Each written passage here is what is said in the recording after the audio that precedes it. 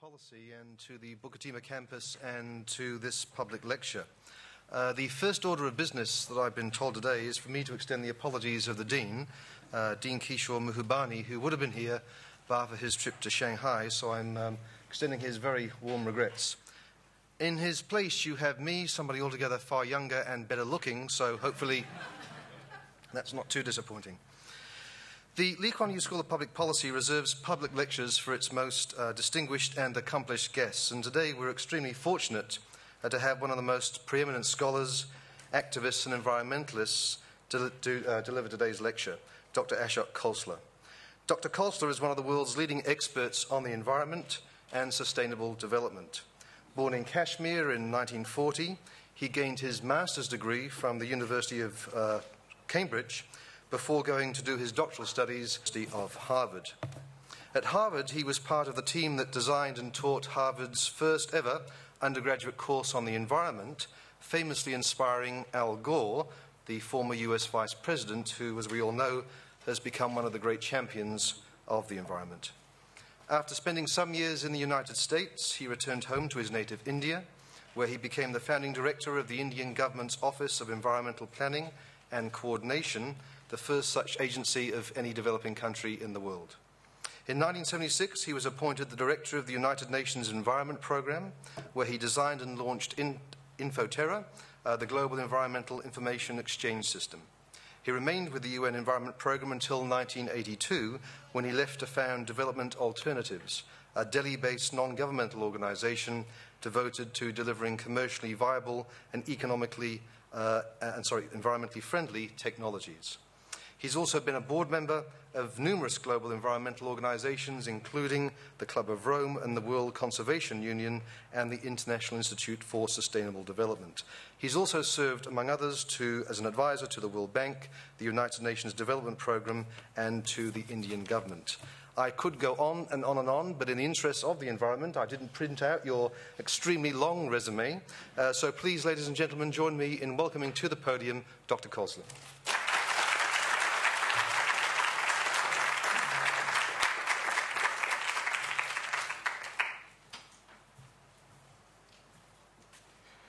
Thank you, Darrell.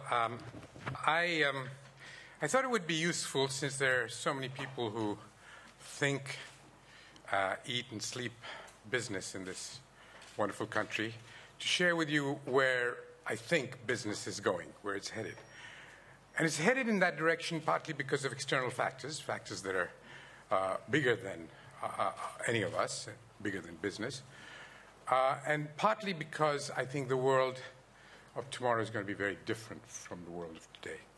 So I'm going to take you through a series of thought processes which may be somewhat unfamiliar and certainly in some cases rather uncomfortable, but that's my job and I have to do it, so you'll have to bear with me.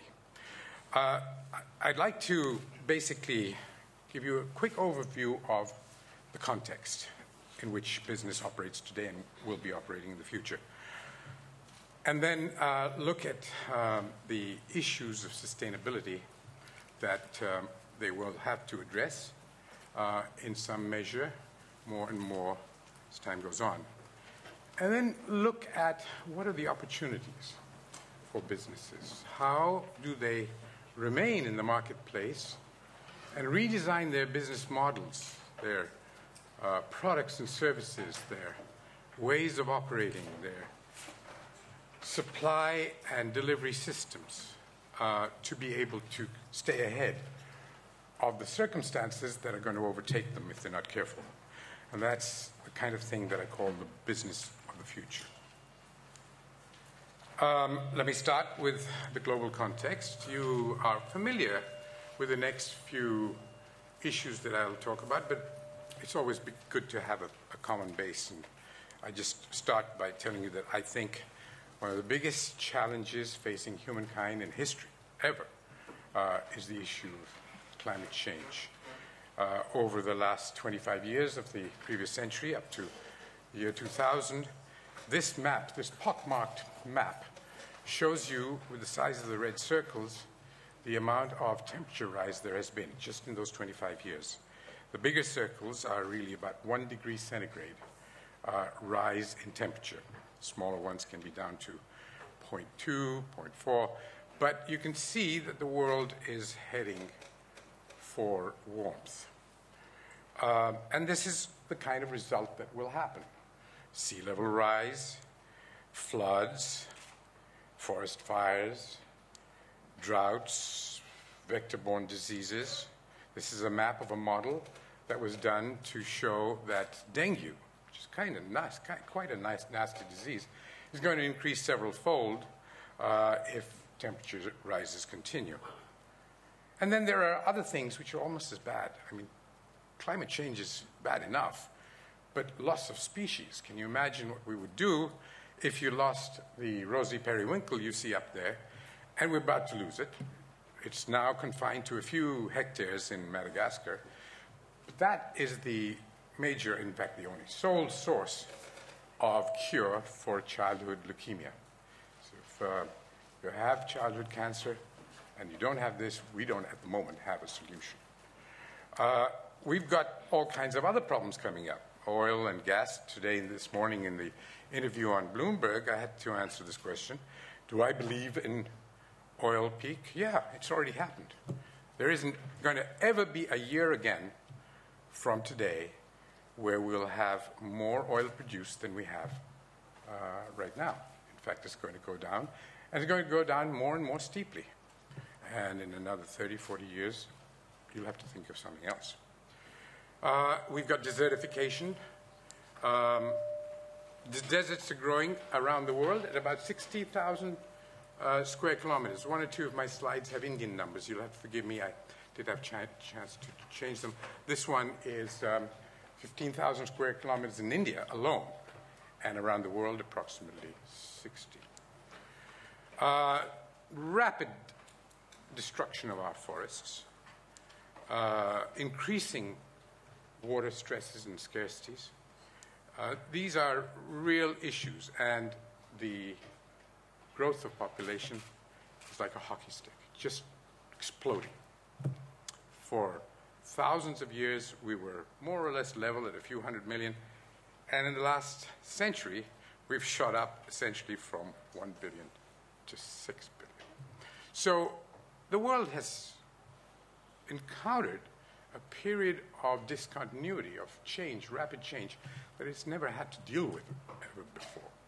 I'm not here to tell you doomsday stories. That's not my business. I believe that we're going to survive and flourish, but we can only do so if we take action. We can't survive or flourish if we continue business as usual. So my message really is about how each one of us in this room and outside are going to have to take responsibility for bringing about the changes needed. There you have it. The end of the story isn't even known yet, but I can tell you I work a lot in the center of India, in a state called Madhya Pradesh, central India, and in one district where I have about 100 of my colleagues have got very special large-scale programs on water, livelihood creation, jobs, industries of various types, low-cost construction, and so on. We work there very intensively. And in the the total population of that district was about 1.2 million people. In the last 3-4 years, 600,000, 650,000, more than 50% of those people have had to migrate because there's no water. You go into this district and you see door after door, house after house, locked, blockaded by, what do you call that stuff, tumbleweed or whatever, and the whole population has migrated out, this population. And it's happening not just in India, but in a lot of places. Droughts and floods and tsunamis and many other things, most of them caused by human causes, interventions, sometimes nature adding to them.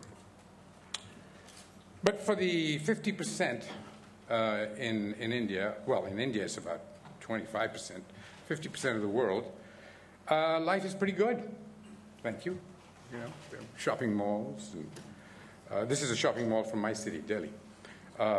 Houses, cars, Let me show you something interesting. I wonder if anybody can guess what that is. That is a 6-story garage. It's a 6-story garage which belongs to a 27-story house. This house has 3 helipads on top. It's actually 54 stories high because each story is double height. So it's a nice place to live. Garage, servants' quarters, guest suites, ballrooms. One house, one family. It's a house, as I say, with a garage. It's the first house in the world, according to Forbes magazine, that cost $2 billion. Nice bathrooms. A elevator bank of eight elevators. You're never going to have to wait. It's a good place. Now, the lady of the house, who lives up there, she looks out of the window, and this is what she sees. There is a disjoint here. Now, we may laugh, because this is the most extreme case I've ever come across, but we're all living these lives in some way or another. This is what the world is about. This world is so topsy-turvy that we are essentially heading for collective suicide. The very people who live like that don't realize it, but if not in their own lifetimes, and I suspect it's going to be very, very soon, certainly in the lifetimes of their children, are going to pay the cost of being so insensitive and so ignorant about what goes on around them. So it's important for us to look at the other half. In India, it would be 75%. They live like this.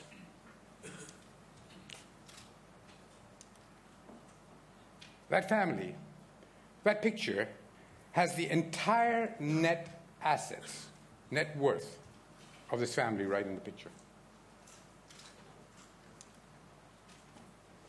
These women, typical of about 400 million women, in my country alone, maybe 1.5 billion women around the world, walk 2, 3, 4 hours a day collecting clean water to drink. 1.3 billion people in the world, mostly women, have to do that every day. And that's what it looks like in many of these villages. And then they spend another 3 or 4 hours collecting fuel wood. And then another 2 or 3 hours cooking with that fuel wood. Now there's a number over there which says 400,000, and I'd like to tell you a little bit about it. That's the number, according to WHO, of women who die prematurely every year because of indoor air pollution from that cooking. 1.5 million people, women, children, particularly girls, die every year around the world because of the gunk that comes out of those cook stoves. Not only does she spend 4 or 5 hours collecting that fuel wood, she's going to die 15, 20 years earlier than she should have by breathing the stuff that comes out of it. And she has no, forget electricity, she has no commercial energy source at all. Talk about coal or gas or kerosene, forget it. And that's 2 billion people out there who have no toilets. And there's, 5 million stunted babies born in my country every year. 1/3 of the kids. And there are large numbers of people who can't read or write. And as a consequence of that, and partly as a result of that, you have what I call the champagne glass theory of life. That is the diagram on the cover of the UNDP Human Development Report on the income distribution in the world, and it happens to be pretty close to what it is in each of our countries. The top 20% get 85, 90, 100, almost 100% of the income in some countries. And the bottom 50% get the crumbs, 6, 7, 8%. The difference, the ratio between the top 20 and the bottom 20 is sort of the order of 100 already. It's a very, very unequal world, and we have to look at the consequences of that. And one of the consequences that is now beginning to be apparent is the damage it does to our resource base, to our ecosystem, to our forests, to our lands, to our waters and rivers. And it's a way of expressing that is the footprint, the ecological footprint. Many of you must know that. But the ecological footprint is a nice, convenient way of explaining what it is that we are doing to our world. It's simply the ratio, in a sense, of how much we use divided by how much is produced sustainably on the land in our economy. For a country, for the world, you can measure the total production and the total ability to produce of that resource base. So I will show you some charts. The ecological footprint of the world today is rated at about 1.3, 130%. In other words, we are using 30% more each year than the world actually produces on a sustainable basis. We're drawing down what bankers would call our capital, our natural capital. And this 30% means that day before yesterday, on September the 24th, I think it was, we'd actually used up all the resources that are going to be produced in the year 2008. Now we are into overshoot. We're into drawing down capital for the rest of the year. So we basically have to give a little thought to what that means. And you know, as a consequence of this, everything is just exponentially growing. Carbon dioxide concentrations in the atmosphere, hockey stick. Nitrous oxide concentrations, hockey stick. Methane, sulfates, hockey sticks. You look at anything. You look at the average surface temperatures, hockey sticks. Climate disasters, hockey sticks. Coastal shrimp farms, hockey sticks. Loss of global diversity, hockey sticks. Loss of forests, hockey sticks. Population, hockey sticks. Water use, hockey sticks. Fertilizers, hockey sticks. McDonald's restaurants, hockey sticks. Motor vehicles, hockey sticks. Tourism, telephones, everything. Literally in the last 30, 40 years, we've exploded on the scene. The planet is going to have to do something to survive, and the planet means us. And there are new economies coming up. According to Goldman Sachs, if you still believe them, you got, I mean, you know, these are masters of the universe. You've got to believe them, right? The new economies, India, China, and so on, are going to be overtaken by the year 2030, 2050. These traditionally important economies of US, Japan, Germany, and so on. And what happens then? I mean, let's face it, Mother Earth can only handle so much. So let's have a look at business and its environment. Cities, runaway consumption, roads, whoops, what happened to that? Roads and energy, all in high gear. Raw materials, mountains of wastes and toxics, huge pressures on the environment. And you know, it's all in the name of efficiency, the marketplace. You go out there, you set up a factory, you make your goods and products and widgets or whatever, you can sell large quantities of them, and they're cheap because you're throwing all your gunk into the surroundings. Somebody else is paying the cost for all your pollution, for all your waste. And so it's easy to be efficient. And that's exactly what you do. According to the World Bank, sorry, I left that slide out. According to the World Bank, in China, there's another 500,000 people, and in India too, who are dying from outdoor air pollution, apart from those women in the kitchen, because of industrial pollution. Then you have efficiency in agriculture. You're going around pesticides, fertilizers, chemicals, everything else, poisoning the countryside. And you're dumping it into your streams and lakes and rivers. And you're in the name of efficiency, mining the countryside again. And, you know, this poor woman, she's from Tamil Nadu. You can see the license plate there, from around Madras, Chennai in India. She had a big family. She was advised by all the commercial people who come to advise her to use lots of fertilizer and lots of pesticides and a lot of this and that. And in 6 or 7 years, she'd killed her farm. She can't grow anything there anymore. And what was really the sole source of support for a family of 7 or 8 kids, husband, etc., she's now completely without any source of income. So we live on limited resources, and we've got to understand that there are constraints that we have to deal with.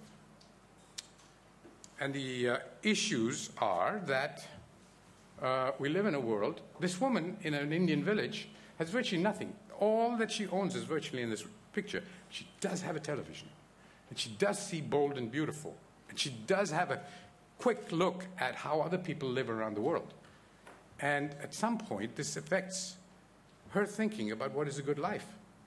What sort of aspirations she has are now determined by a global media system, just like the global economy, and there is no way to fulfill them. And then you worry about alienation and terrorism. I mean, what would you expect? We've got to go into the future with a different mindset. The bottom line is not enough. The bottom line of profits is not going to get us there. You have to have other bottom lines as well, on the impacts of your activity on society, the impacts of your activity on nature. And unless you take these 3 or 4 things that are really going to end up by being the major constraints on what we do, you're going to end up by losing the very things that you set out to achieve. That income distribution is not going to work. It's the wrong way to go. This is not to say that everybody has to have the same amount. Nobody's claiming that. But extremes of wealth and income are logically countervailing to the interests of the environment. The rich tend to overutilize certain kinds of resources. We call them non-renewable resources, fossil fuels, minerals, metals, and all the other stuff. And the poor tend to overutilize the other kinds of resources. We used to call them renewable, but they're not renewable anymore. If you overutilize the soils and waters and destroy the forests, it takes a long time to bring them back. They essentially become non-renewable. So whether you have extreme wealth and affluence, we might call it a disease, affluenza, you've got a real problem, because that disease really essentially destroys the medicine that you need in order to cure it. And at the other end, you have povertitis, a disease that's even worse because it ends up by destroying all the things that half the population, maybe more, in fact, almost all the population, as I was saying at INSEAD, because I gave a presentation on the services that ecosystems provide to the world, to the economy, which are so great that they are more than actually the physical economic output. The GDP of the world, which is now, 60 trillion or whatever, is less than what nature is providing us in terms of hard cash value. So we've got to look at the issue in terms of our own self-interest. We want to survive, then it is important to make sure that there are no people who are left completely out so that they don't end up. And this has led us to a whole new science about studying about the issue of how materials and energy and other things. And I was involved with a group of people about 15 years ago.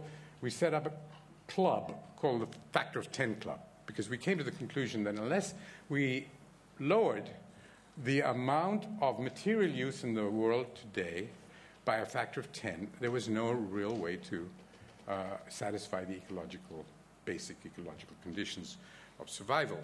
And this diagram shows you that if you want that much sand, you're actually, the gray part, you're actually having to move that much sand.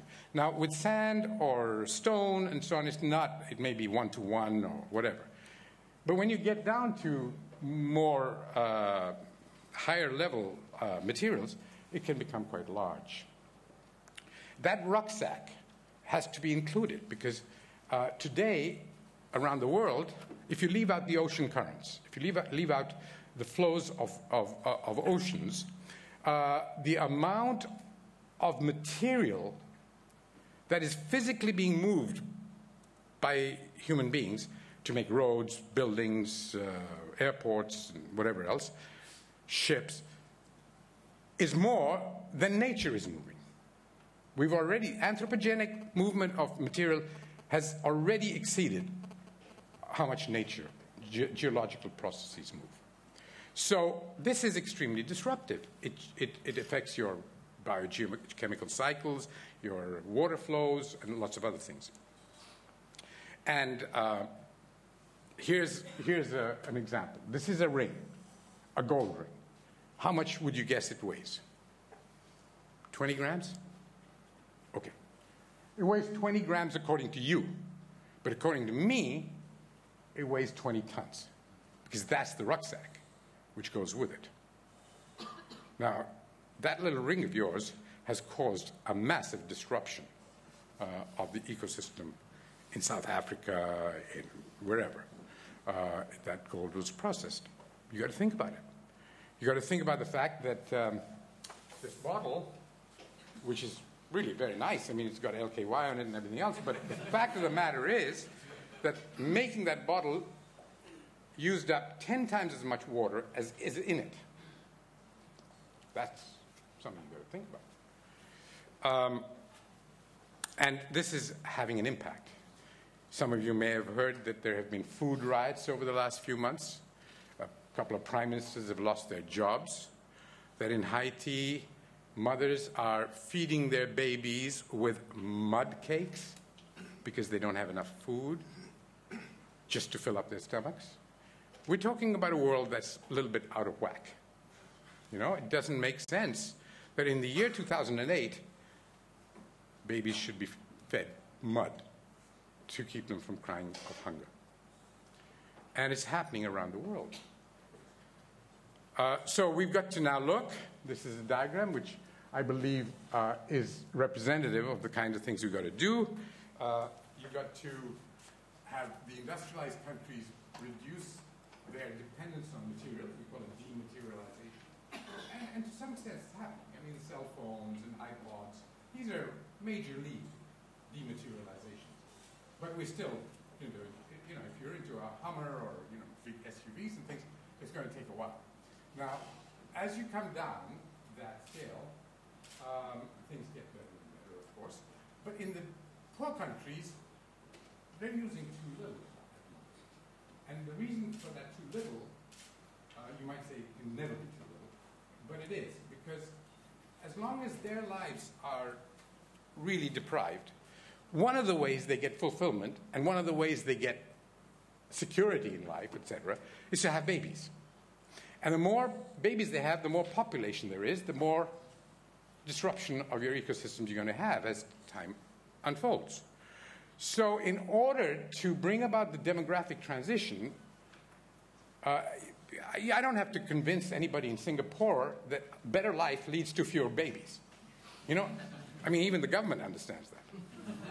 They'll pay you to get married in this country. Wow. But the same reasoning applies the other way.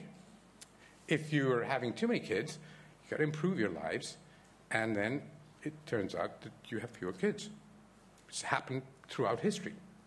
So in order to do that, you've got probably to use more energy and more materials for a while, but then they will also have to come down.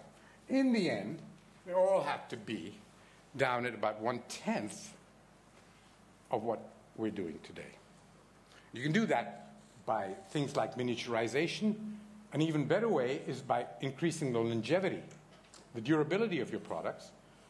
And an even better way is to share underutilized resources, to have a shower together or whatever. The point is that you will save a large amount if you were to tell the government, your office is a thing, they're doing nothing for about, 18 hours a day?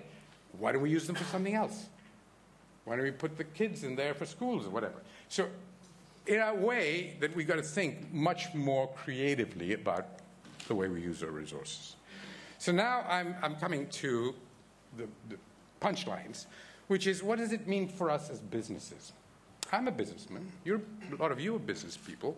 And we've got to think about where we're going. If we're not allowed to have big factories which spew out large amounts of pollution, if we're not allowed to make products that are toxic and whatever else, sooner or later you're going to have problems with cell phones, because each cell phone in your pocket, when you throw it away after 6 months because the new models come out, it's enough toxic waste in there to kill 5 horses.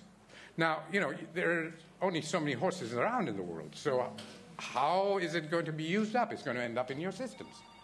So the fact is that we've got to actually think about the ramifications of all we do.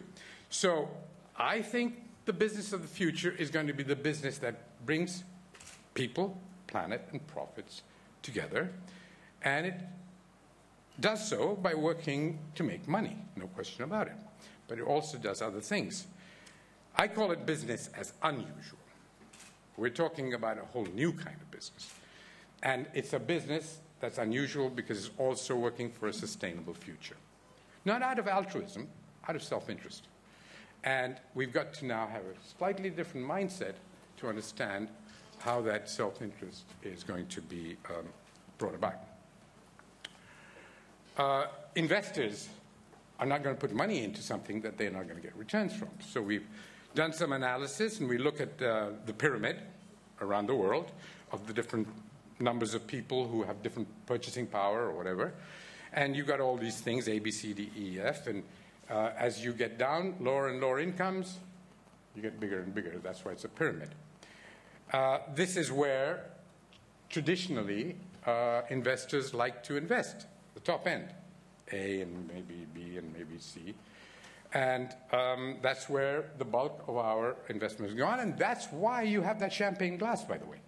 It's all related. Everything is cyclic. I don't expect you to read this, but we did an analysis of the different kinds of investors who are interested in different parts of the pyramid. So at the very top, you can get high returns on investment, but they're high. You can bring in investors who are willing to take high risks. They involve major breakthroughs, big technology, large scale, this and that. And as you go down the pyramid, you get to D, where the returns to society, the returns to the environment, are comparable to the returns, cash returns to the investor. And that's when things start being interesting, because in the past, the investor was only interested in how much cash do I get back. Now you've got to be aware that the world isn't going to support his or her business unless it's also there to support it. There are people with purchasing power. The markets are drying up because we've saturated a large part of it. That's why you have to bring in new bags, new models, new everything every day. And you can fool some of the people some of the time, but you can't go on fooling them forever. So sooner or later, those markets are going to dry up. And as you go further down, you start getting higher returns at the social end, and maybe you're trading off a little bit of your cash returns. And so the trick really is, how do we get investors to start investing lower down in this pyramid and feel that they're getting what they wanted to get, which is partly good returns and partly something they can talk about at the cocktail party, something they can feel good about. They can, tell their children that we did something useful, etc. And we have to look at this in a bigger way. Peter Drucker once said, the social responsibility of a corporation, of a company, is to make money. And I think he was right.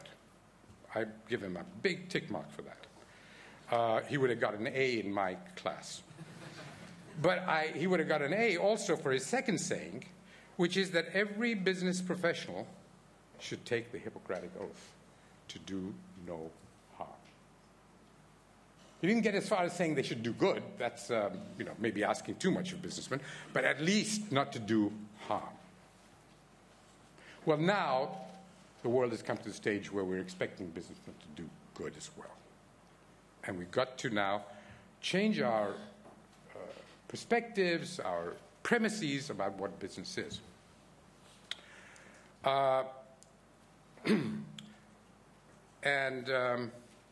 This is out of sequence, but anyway.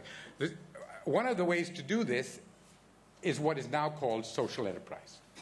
Social enterprises have now become quite well known because Davos talks a lot about them. Klaus Schwab has a prize, one of which my organization got, for outstanding social enterprise. And the idea is that a social enterprise is a business that does what governments and voluntary organizations normally do, which is what is called development, but as a business, as a profit-making or at least non-loss-making business. Mine, Development Alternatives in India, was actually probably the very first one, way back. And I quoted Peter Drucker because when I was starting out 30 years ago, I went to him and I said, look, I want to do something that's different, and I want to bring about a total change in the business model where we can do what is called development in the marketplace. He said, no, it's not possible. Nobody does that. Nobody is going to, it's too much of a conflict between the objectives, social objectives, and the financial objectives. You either be a volunteer, do nonprofit, or you do business. And if you really want to be both, then you first make a lot of money, and then you do that. But you can't do the two together. And I said, look, it's in my DNA. I have no choice. I have to do it. And I set out to do it, and I'm not sure whether he was right or I was, but in another year or two, I hope to prove that he was wrong. Because basically, it is possible to do the right thing the right way and still make some money. Now, you're not going to become a Bill Gates doing it, maybe, but you are going to have a decent life and ability to make a difference. What characterizes social enterprises? It's usually focused on equity issues, rights of all people, of all creatures, environmental commitment, longer time horizons than businesses usually have, and certainly than governments usually have. Sustainability is very important for them. How does this impact the lives of people in the future? It's often people who are early adopters, early champions of new things. And it involves a certain amount of give and take, voluntary, this and that, for trade-offs between business things. But they do have limitations. The funding is very difficult. How do you raise finance if you can't provide the venture capitalist with his 30, 40, 100% returns? It's hard to get people at the kinds of salaries that you pay when you're not really highly profitable, when you don't have big margins. The scale of operations is therefore hard to achieve unless you can raise the finance that you need.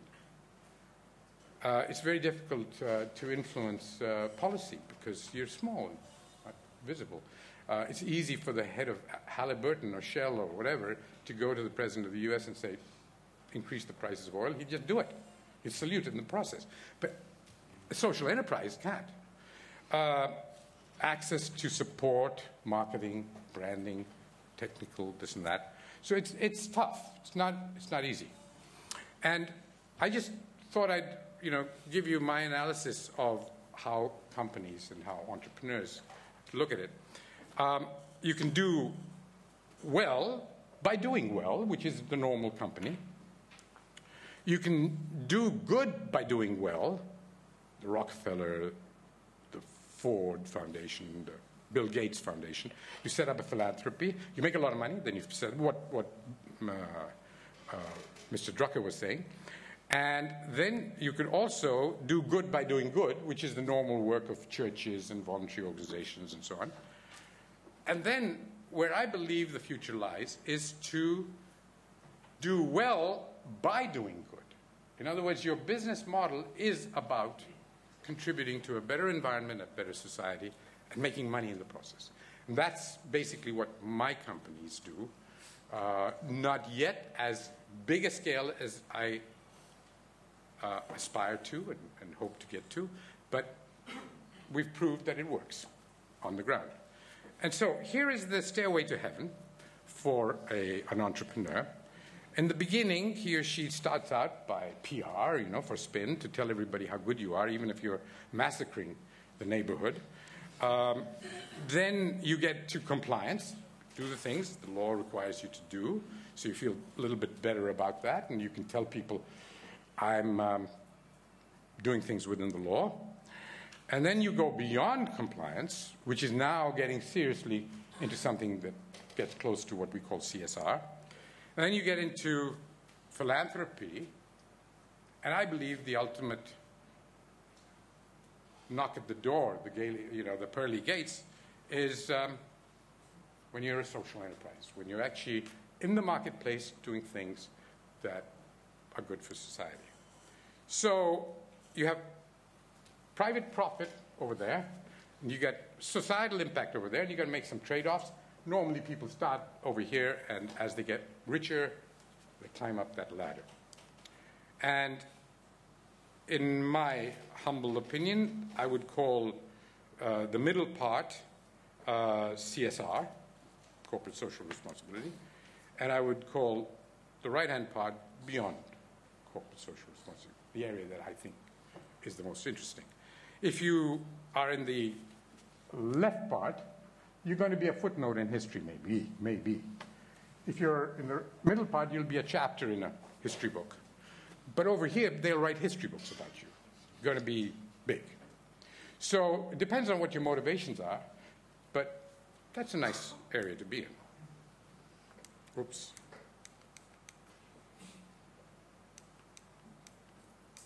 Sorry about that. There's some... it's gone way off.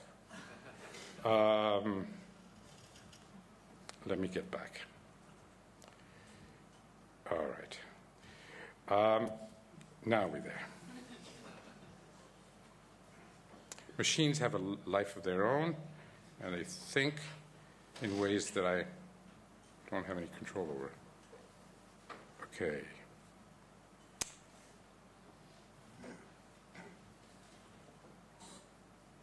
Sorry about that. I don't know what's happened.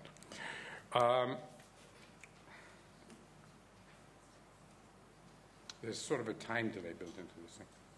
All right. All right. So people and profits. And I'm not going to try and go back. But you can see that there are different kinds of capital that we need. Venture capitalists are looking for business as usual. Normal capital is still a lot more, but now beginning to do things for society and the environment. There is different kinds of socially responsible capital now, which is beginning to look at interesting possibilities. And then there is patient capital that gets feel-good returns and is willing to invest in things that don't necessarily pay as much as you get from a venture capitalist's point of view. If we don't do this, we're going to end up by needing 2 additional worlds by the year 2030. If your footprint is already 1.3, it's grown from 1.1 at the beginning of the century in the last 8 years, you can expect basically roughly 3 times. And America is already at 5, and Singapore probably at 6, or 6.5. And as I say, India is at 1.3 already, with 75% of the people not even in the economy. Can you imagine what's going to happen when they start having just sort of normal incomes? So sustainable development needs a different approach. It needs not just to make money, it needs, more important, to create jobs, call them livelihoods, sustainable livelihoods, ones that don't destroy the environment in the process. So this brings me to the last part, which is about business of the future. And that business of the future is going to be one that is much more oriented towards creating those livelihoods. This is a picture that's kind of important symbolically. Way at the back is our national university in India, called Nehru University. Everything in India is called Nehru. You're familiar with the idea. Nehru or Gandhi in India, you got your own things. And we basically have a macho approach. This is, the new India. Concrete, steel, big stones. That's our university in South Delhi. This is my headquarters, which is a stone's throw away from there. And it has no steel, no cement, no bricks, and no wood in it. And no air conditioners either. In a place like Delhi, that's quite remarkable. So this is a symbol of the kind of approach that we're now going to have to look at if we want to go into the future in a sane kind of way. This is a building that is made out of mud. It actually now we've replaced it with a much bigger building. We recycled it into another one. But for 18 years, we had 150 people working in there with world-class productivity and producing great creative products. The new one, which looks like this the model is just being finished, is a platinum-rated, very, very highly ecological building. So it's a living kind of organism. And there it is. Now, these pictures are about the technologies my organization developed. These roofing tiles, these roofs, are the cheapest roofs in India. But you can see they're attractive enough that they're used by middle-class people. And we developed all these technologies that I'm just going to go quickly through to demonstrate that it is possible for the third world, we're not necessarily talking about Singapore for a few minutes, the third world to be able to solve its problems at very low cost by creating technologies that create jobs, that create purchasing power, that deliver goods and services that everybody locally needs. Now, this doesn't mean that the global economy is wrong. It's simply that for some people, you've got to first start with strengthening their local economy before they can participate in the global one. We took that piece of hill, and within a year and a half, we converted it into a forest.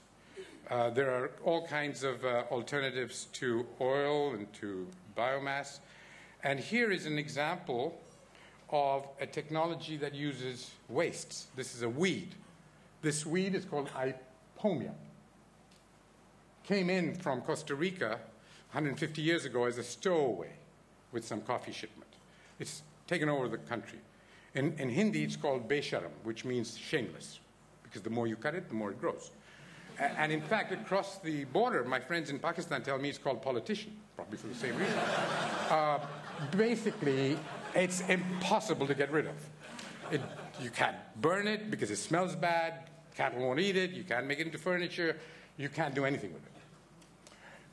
We converted it into a fuel, which goes into a gasifier, which we developed with India's top technical university.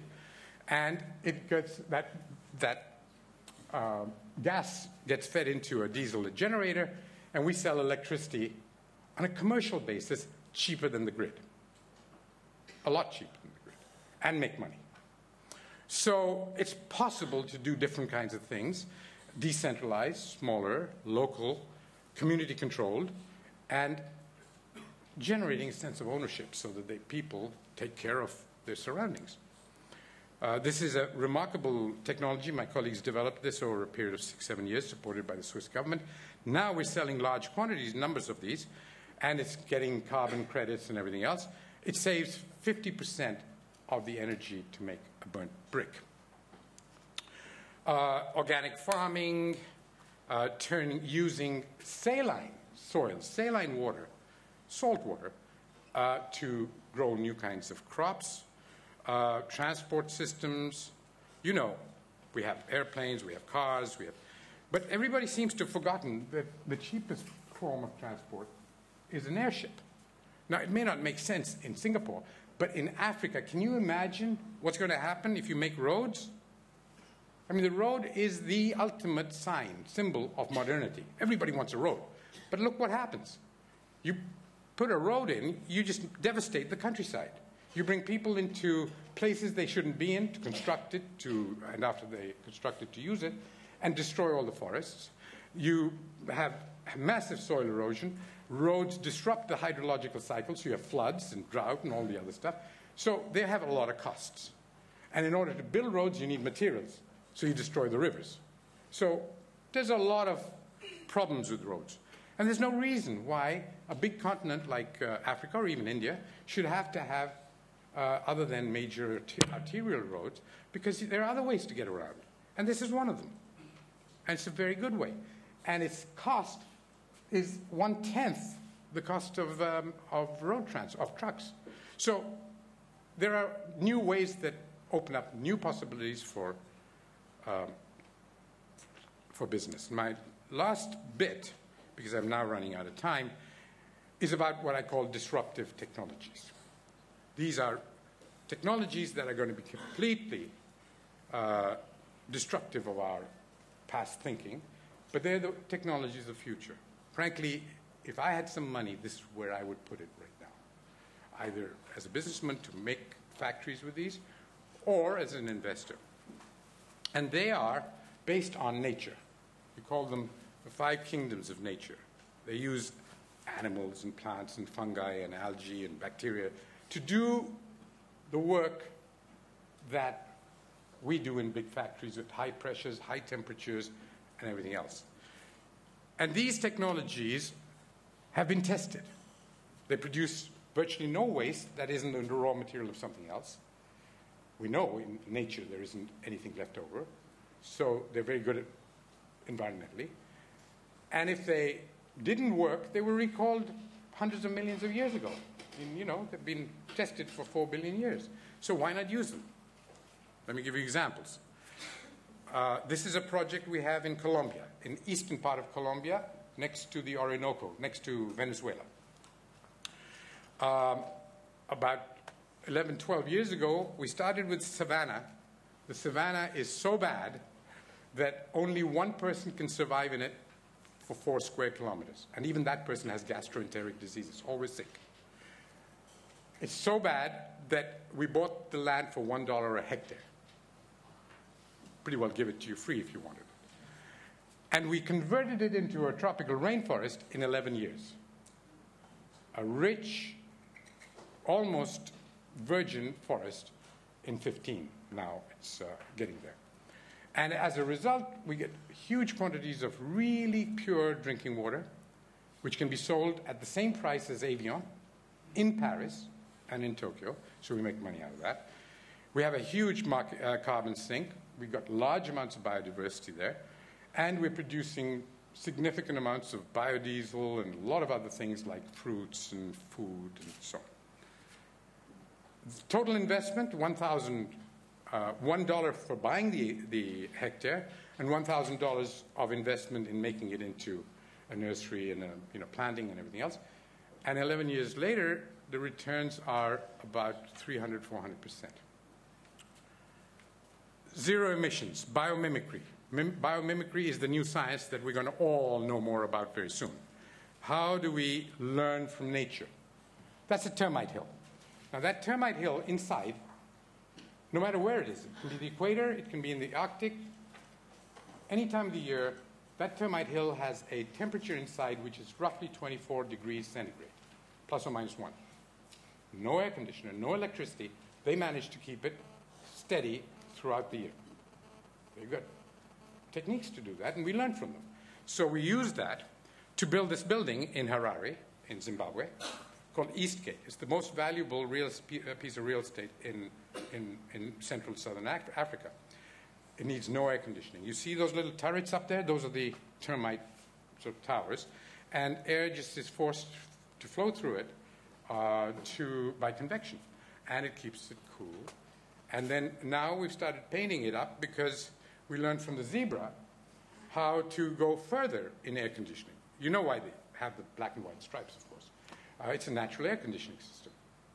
So you can see those moths. They're enjoying the little cool air, over the black part, because the black part has an extra half-inch of fat underneath it, and the whole thing is set up to be basically. This is a plant called welwitschia in the Namibian desert, southwest Africa, which is capable of pulling water out of the air, enough of it to quench the thirst of the Hottentots who live there. This man is Jorge Reynolds. He was the inventor of the pacemaker 40 years ago. He's a Colombian, a bioengineer, and he spent the last 10 years studying the heart of the whale. And from it, he's learned how to make a pacemaker without intrusive surgery, without batteries. So now he's talking about very big-time business in controlling the heartbeat. This is a sand lizard in the Sahara. It can float through under the surface at a phenomenal speed because it has no friction. It's figured out how to go through sand with virtually zero friction. And from it, companies are now learning how to make better frictionless devices. We're producing a book called 100 Best Technologies of Nature, Nature's 100 Best. We actually have a catalog of 1,400 of them. But this book will be coming out in Barcelona, we hope next week, in 10 days' time. And it will list the first 100 of those 1,400, which basically are like these. How do you learn from nature to get rid of halogens and bromines in fire retardants, which is something that was never been able to do before. People are now doing that. It has a huge impact on human health and everything else.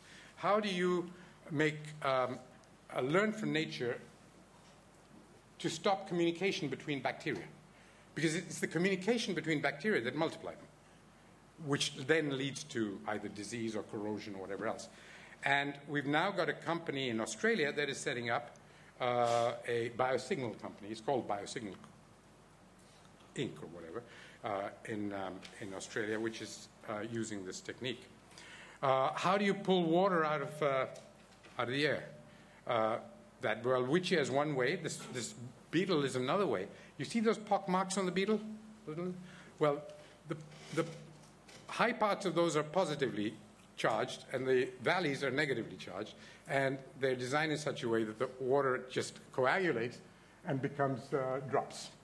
And we've now got a little piece of architecture where we're developing a waterfall, just pulling water out of the air. And so on. This is a little creature, whose name I've forgotten for a minute, which has taught us how to make vaccines that don't need refrigeration. Can you imagine the impact of that? So you go on and on buildings, on cars, on water, a lot of which, there's a thing called a pistol shrimp. And what the pistol shrimp does is it closes its mouth so fast that it produces a shock wave. And that shock wave purifies the water right next to it. And it's ultra pure water, which then can be used for making integrated circuits and all kinds of other stuff. There are hundreds of these technologies. I've run out of time, and I want to thank you for being so patient with me. If you really want to make a difference, you've got to make a difference in your own lives as well. Thank you.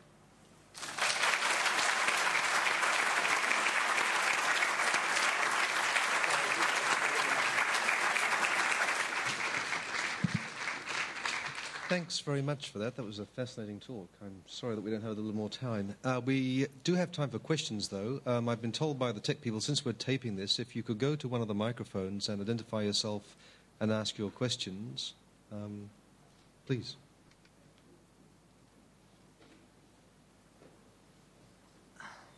Hello. Dr. Khosla, organizers of this event, as well as my fellow participants today, a very warm hello. Just now I heard you talk about the business of future. Okay, I'm Mike from 9M Poly. Just now I heard you talk about the business of future. I think it gives us a lot of inspiration to think about them. And I have 3 questions to ask you. Firstly, I think from what you are talking about is that the future of business lies in the better realization of how to protect our environment and thus working with the environment to achieve a better future. And how do you think we can persuade and also ask for more people to join us in this mission in order to develop our Earth, at the same time preserve our environment? How do you think that we can, unite the people from all walks of life, let them know that these changes we are going to make is for a lifetime instead of only impact them on their thoughts.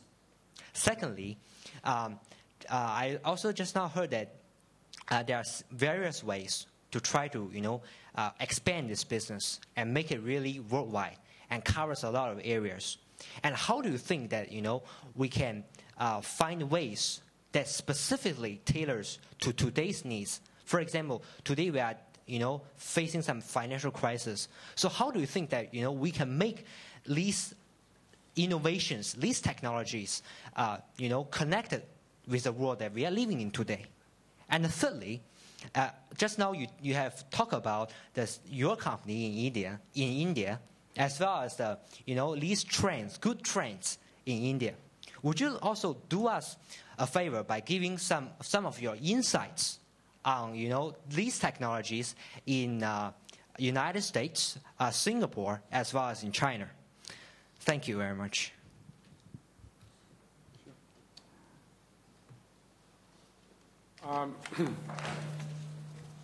Three questions, very, very good and incisive, all of them.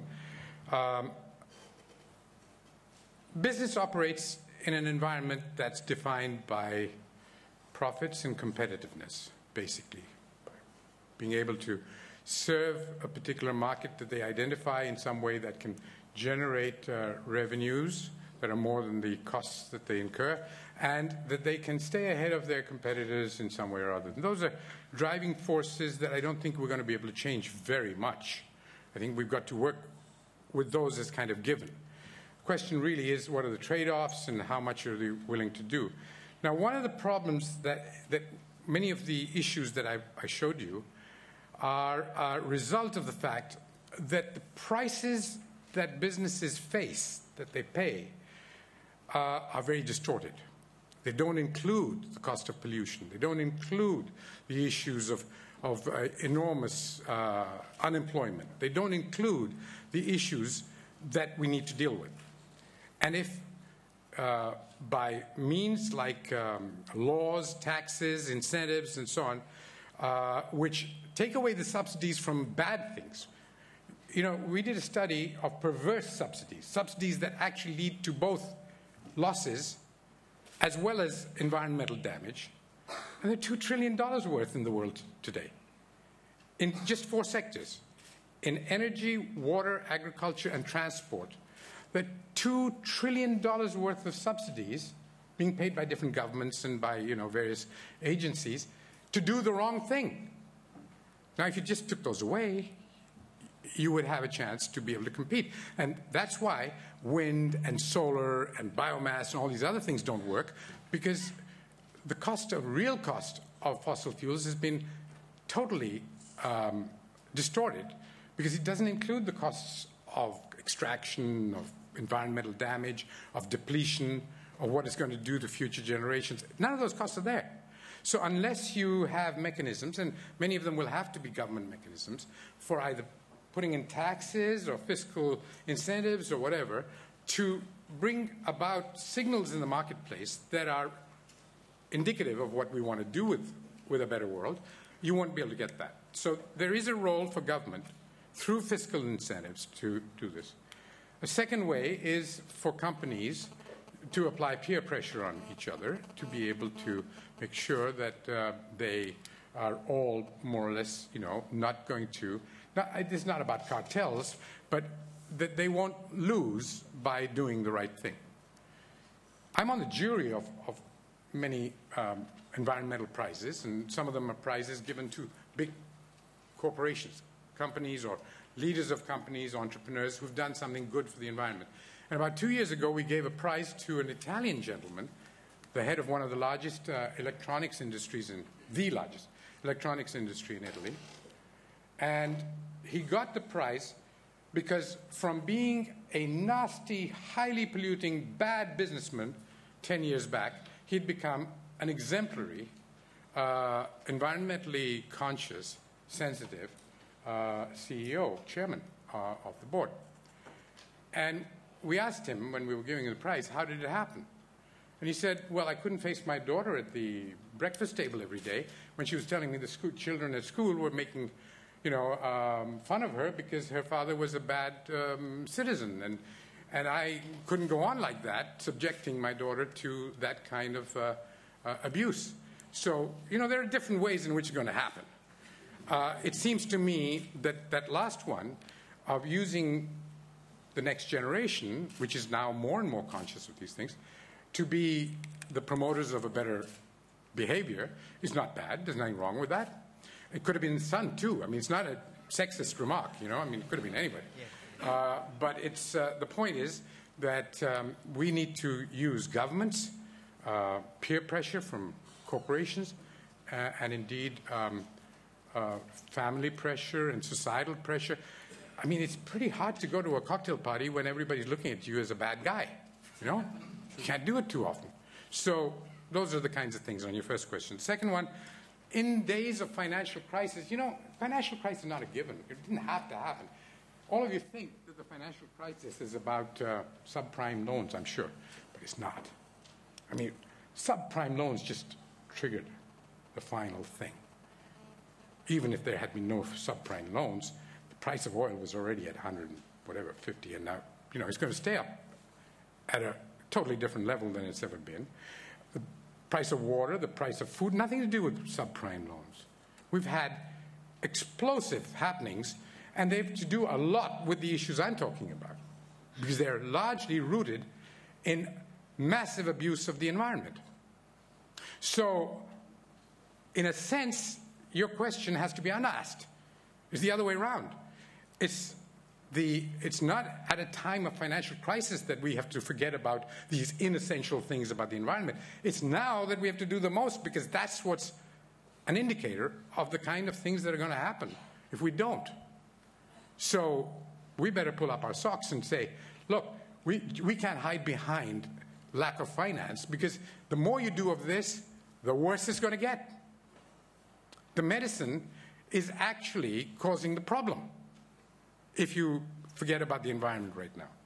So we're going to have to get across the message, like I was trying to do at Bloomberg this morning, that that's the wrong question. I mean, we've really got a problem because there is a major league disjoint, a breakdown between economics and the ecosystem, and you can only lose.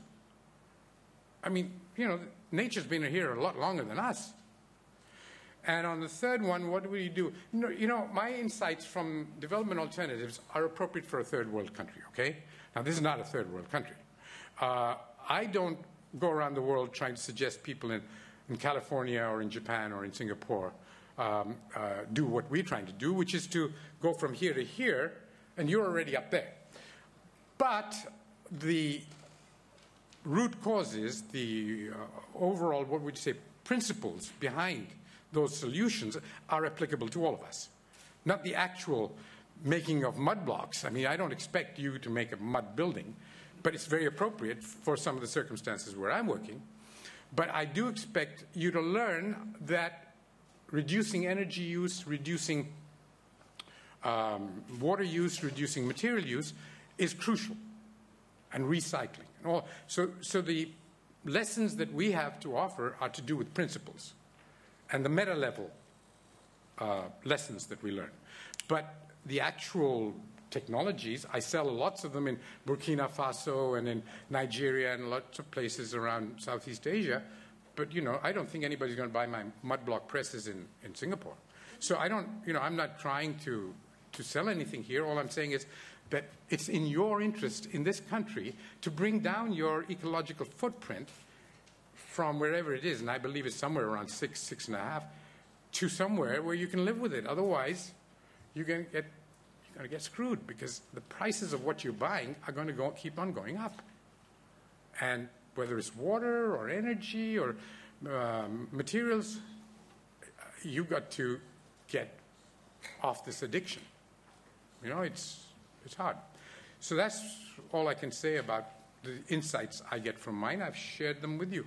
Thank you very much. Thank you. We have another question just up there, then one just there. Thank you, Mr. Chairman. Dr. Ashok Khosla, My question is this. The destruction, in my view, the destruction of the environment can be boiled down to the abdication of responsibility on the part of the entrepreneurs who are out to exploit nature for the maximization of profit. That if we are to depend on the conscience of the developers, we are going to end up in collective suicide, as you suggested. Now, my question is, what has the United Nations Environment Program been doing up to this point in time in trying to turn back the tide of destruction? Thank you. Thank you. On Mondays, Wednesdays, and Fridays, I think like that, what he said. People ought to be more responsible. Sure. It's a fact. But on Tuesdays and Thursdays, and maybe even Saturdays, I figure they're not going to do it, so let's find ways to persuade them in their own self-interest that they have to do it. It's no use telling people to be good. It is. I mean, that's what religions are all about. And there's still people going around murdering each other and stealing from each other and telling lies and doing all the things that they're not supposed to do. It seems to me that we've got to, as I was saying earlier, figure out ways in which places like this school train people to think about the bigger issues and internalize them as their value systems, which includes being responsible, but it includes defining what is my bigger interest to include a healthy environment, because that's my only source of real survival. So I think we've got to figure out more intellectually acceptable ways of persuading people. And I'm not sure it's enough to tell them to be more responsible, but we've got to do that as well. You know, the United Nations, all of it, not just the Environment Program, which I think is a great place, and I spent 5 years of my life there, has been consciously, on purpose, set up by governments to be toothless. They don't want to be told by the United Nations what to do. It is designed to be ineffective. It so happens that once in a while, by fluke, some of these things happen. But by and large, you can't expect a system that has been designed not to work on purpose to work. But having said that, they've had enormous successes. They managed to stop the manufacture and sale of CFCs to protect the ozone layer. They've brought the climate change issue right up to the top, the #1 agenda in the world, over and above virtually everything else, except in Mr. Bush's eyes, where it's, you know, something else.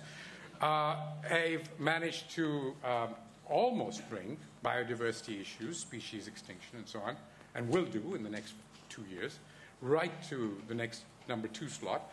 So it's not that they haven't done their bit on that. It's hard for them to set a framework of thinking for business. They weren't designed to deal with the issues of business. And we've got other forums that we've been dealing with. Camilla took me to meet some corporates yesterday, and they're part of a climate change consortium. Then there's the World Business Council for Sustainable Development. These are consortiums and associations of big businesses, sometimes big and small businesses, that are more influential to some extent than governments are allowed to be by businesses. So we have to find different ways, and ultimately it's the watchdogs. Ultimately it's three sectors. One is the NGOs, the civil society, which have to keep blowing the whistle and saying it's not good enough. The second is the media, which have to play their role, and they're not playing it. Most of them are controlled by the interests that actually are causing the problem, so they don't necessarily play the right role. And the third is the academic institutions that bring up the next generation of business people, like the school. And they have to be trained to think about these things. And I think that's where the future lies. It's going to take time. It's not something that you can achieve overnight. I mean, it's not going to happen. So let's not be too patient, because we don't have that much time. But we've got to accelerate the process by which, and that's why, you know, I did have other things to do, but when I get a chance to come and talk to future business leaders, that's very important for me. That's why I'm here. I think we've got to share these ideas and these kinds of perceptions more and more. And, you know, I don't know how many of you agree with everything I said, but I don't think we can really ignore them entirely either. And we're going to have to change our ways. Thank you.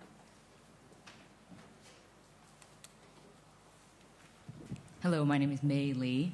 I have a question regarding a political role. Sorry, I'm too short for this. Okay, I think you can hear me. Question about political role in trying to create change. Obviously, there's social awareness that's growing about these existing problems in the world, but you know, arguably, politics has to play a role in this as well with policy. Unfortunately, right now in the United States, we have some candidates, especially one vice presidential candidate who shall remain nameless. But she has said that she doesn't actually believe that humans are the cause of global warming. She also rejected the idea of putting polar bears on the endangered species list, and so on and so on. I use that as an example because here we have possibly a future leader saying these things and influencing society to possibly feel the same way. So, first of all, I would love to get your reaction to what she said. But secondly, you know, do you see that there is a stronger political will around the world in terms of combating these problems? The answer to your first question, I think, is embedded in everything I've been saying for the last hour and a half. So there's no point in my making explicit something that you all know what I feel. Polar bears are an indicator of the health of the Arctic. I mean, if polar bears go, we've got a problem. And they have a right to live anyway, even if they were not useful as indicators of the health of the ecosystem. There's no way that I could be found to agree with whoever this politician is. On your second point, I have to go back to the previous answer. Political will doesn't come from politicians. Political will comes from their perception of what will get them votes. And political will comes from the demand by the voters, the public at large, for better behavior. If politicians thought that they'd get more votes because they're environmentally sound, their policies are wise, they would be wise. Here's an ultimate example of that is Arnie Schwarzenegger. You know, I mean, he was no different from whoever you were talking about only a few years ago, but when he got there, he realized that that's where the votes were. And there is no politician in the U.S. who's been more active, proactive on the environment, on renewable energy, on this and that, than Schwarzenegger. Because he knows which side his bread is buttered. This is what I got to do to get reelected. He's not an environmentalist. He is expressing political will because he knows that's where the votes are. To get those votes are the three actors that I was talking about. Basically, the NGOs, civil society, which are, by their nature, a nuisance value, because, I mean, no matter what the establishment does, they're against it. So that's easy. The media have to play a much stronger role, and they're not able to do that because of nature of ownership and everything else.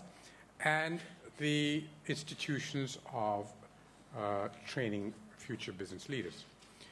And, of course, generally, education institutions as a whole. So I think political will is a misnomer. I don't know what it means other than that the public is really making a demand, is aware enough and able to make a demand enough for political change. Politicians like Mahatma Gandhi don't exist. There are very few of them. Al Gore, God bless his soul, claims that he had a problem with his re-election partly because he was on the environment. I'm not sure that's entirely correct. He got a lot of votes because he was an environmentalist too. I think we've got to recognize that it's our job. It's not our political. We choose the political leaders. If they don't have political will, why don't we choose somebody else? So it is. I mean, that may not be possible in every country. So I'm not going to insist to this audience what it is, but in many societies it is. So I'm watching my step. Dr. Ashok, an honor to have you back to Lee Kuan Yew School of Public Policy. Michael Ma from Indochin. I've been an environmentalist since I was like 10 and I didn't even know it. It started off with fish, whales, dolphins. And then I came across Dr. Ashok Khosla while at university. Being an economist and being greenie, I was at odds with myself, not knowing, as an economist, I'm supposed to do maximum production, profit, greed, and then being a greenie, being a fish lover, how do I do that? And it's all about what you're saying, being small. Then being an economist is about maximum production. Then I came across Dr. Ashok Khosla's policies while being an ISEC president at the UN. Then it changed my ways of thinking. Then I only come across this guy again about 2-3 years ago. Then I realized who shaped my policies in my mind. And I would say I was at ease leaving finishing economics because that's the only course I could do because I wasn't smart enough to be a doctor, lawyers, or anything else. And then I realized school is a very important thing. What you said earlier, and I think we lead it to the previous opinion leaders and how Lee Kuan Yew School of Public Policy could do. In my opinion, you guys are the influence of the future. People respect this school.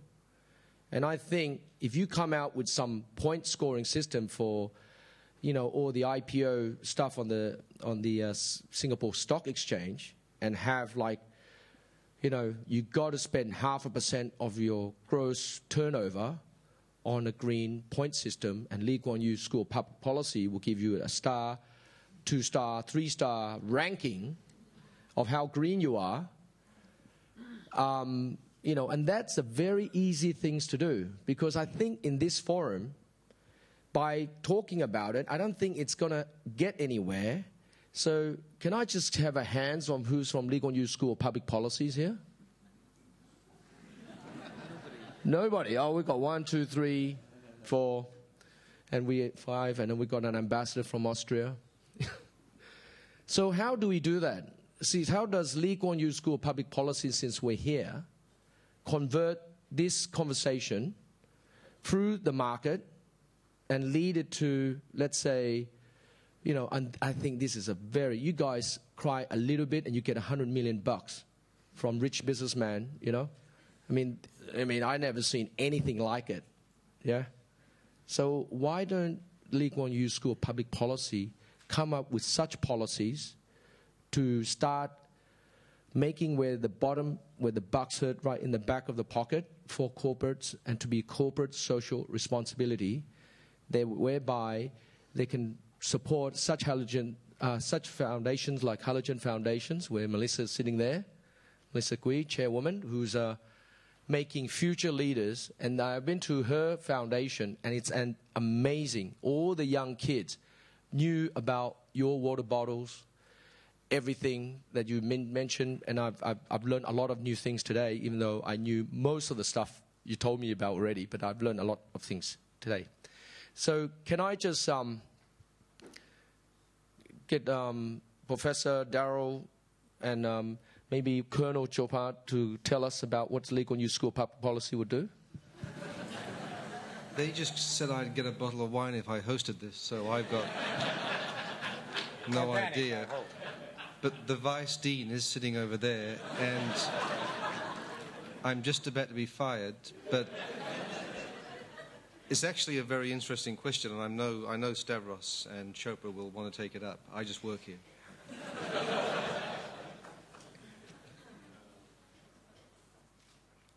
Thank you, Daryl. And I'll expect the bottle of wine to come to my office.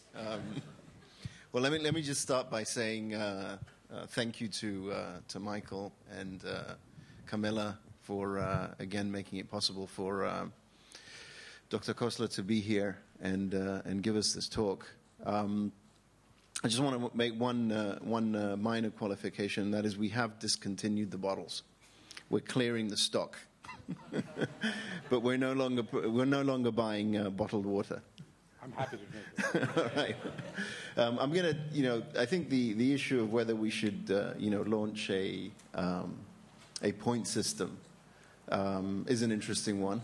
I think it's something that our faculty will need to sort of be engaged on and express an interest in actually doing as a scholarly exercise. But I think we do take environmental issues very, very seriously. You may have read in the press that we've just recruited somebody who's been active in the environmental movement in India, Dr. Shrikant Gupta, to essentially lead our research and teaching in this area. We also have environmental economists on the faculty. So at least in the area of training and education of future policymakers, we are active. But I'll take on board the suggestion and sort of table it for a discussion amongst faculty and see whether that's something that they'd be interested in doing. And perhaps, it could be sponsored by Indochine. Thank you.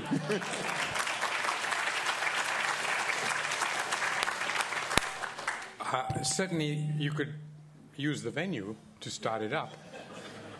It's a good place. It's the birthplace of many good ideas. We're fast coming to the end. Just one more question? Sure, by all means.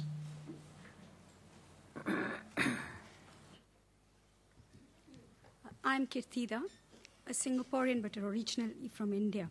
I do quite a lot of work in India, especially for malnutrition and tree planting here and in India. But knowing so much about development alternatives, if you can give me 2 projects that I can put my money where it is, or I walk my talk and talk my walk, could you give me 2 projects that you think are worth working towards? Sure. I'm all. That's my business.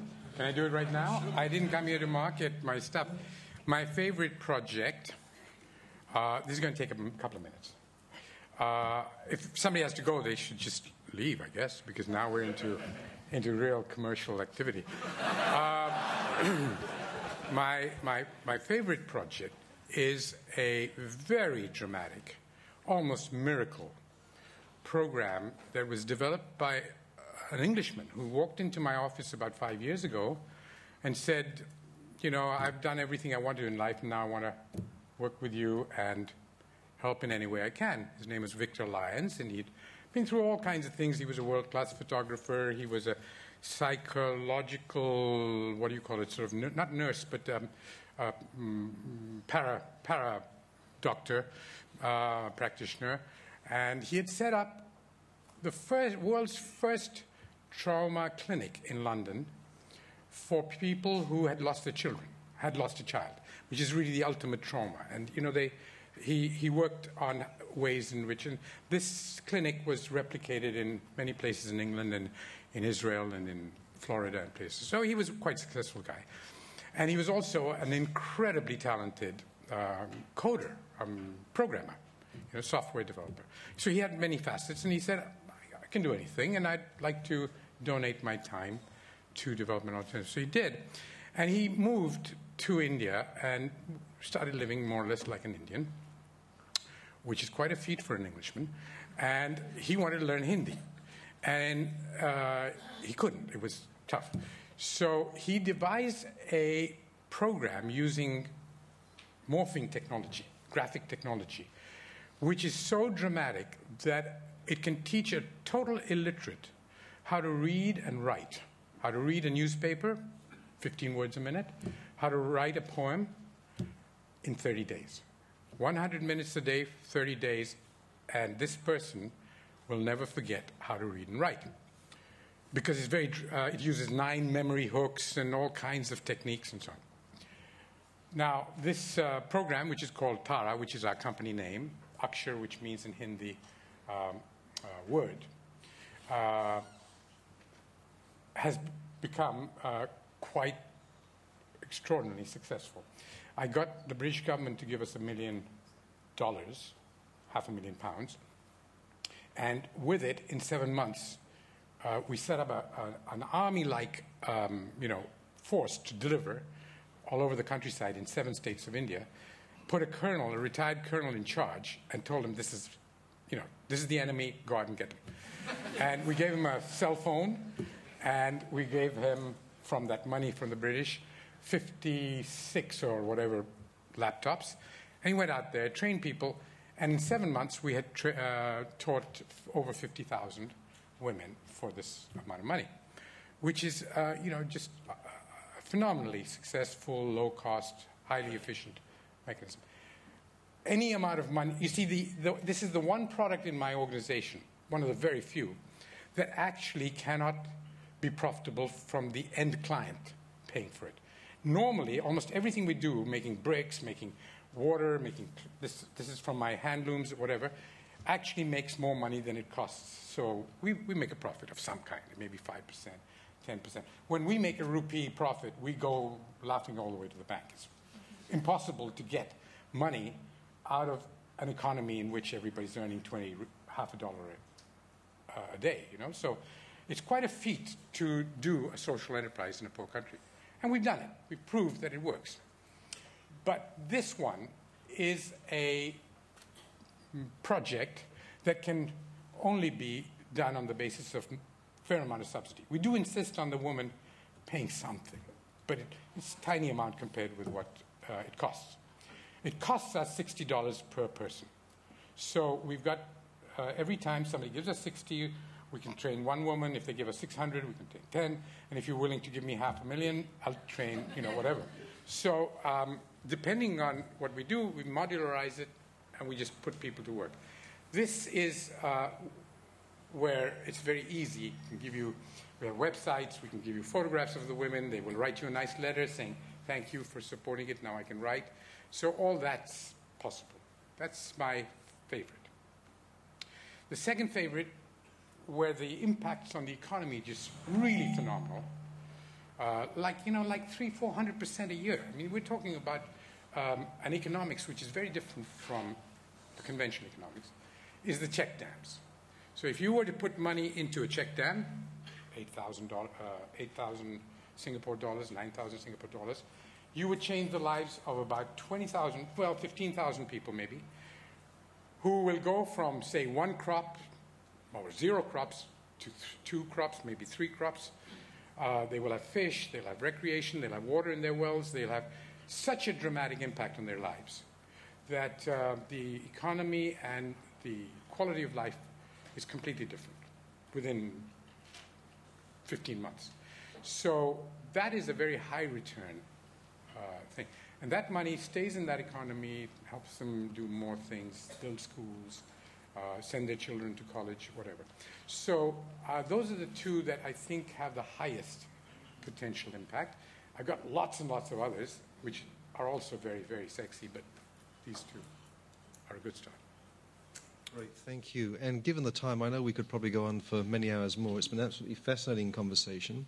I might be coming on Monday to you for a job if my Vice Dean is still mad at me for dobbing in.